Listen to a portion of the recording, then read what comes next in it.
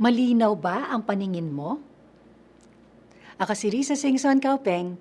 Magkapet, pandasal muna tayo.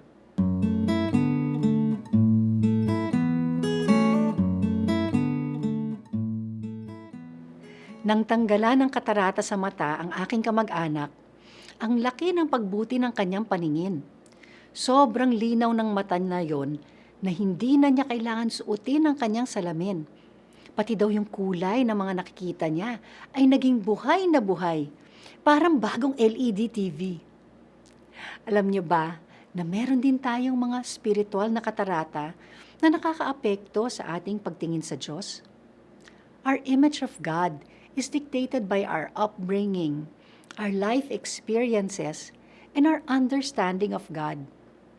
In the Old Testament, there are passages that depict God as a furious God whose anger blazed up beyond remedy against His people. If you're a person who sees God na parang pulis na hinahampas ka ng batuta every time you make a mistake, maybe passages like these will stick with you and validate na, oo nga, God is a punishing God. Pinaparusahan niya tayo dahil sa mga kasalanan natin. Pero sa bagong tipan at sa mga salmo, mababasa natin na ang Diyos ay mahabagin at pinadala ang kanyang bugtong na anak upang iligtas tayo.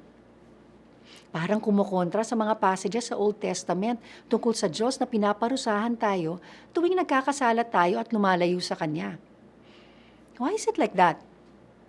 Because the writers of the Old Testament wrote from their limited and obscure vision of God. Kumbaga, may katarak pa sila when they experienced and interpreted their encounters with God. But in the New Testament, we already have Jesus. In Him, we see our Heavenly Father in the flesh, living and breathing among humans and going through our earthly experiences. Kay Jesus, meron tayong malinaw na katibayan ng pagmamahal ng Diyos para sa atin. Hingin nating mawala ang mga katarata sa ating spirito upang mas malinaw nating makita ang ating Diyos. Let's pray. Lord, I want to see you more clearly. Remove the obstacles in my life that keep me from you. Amen.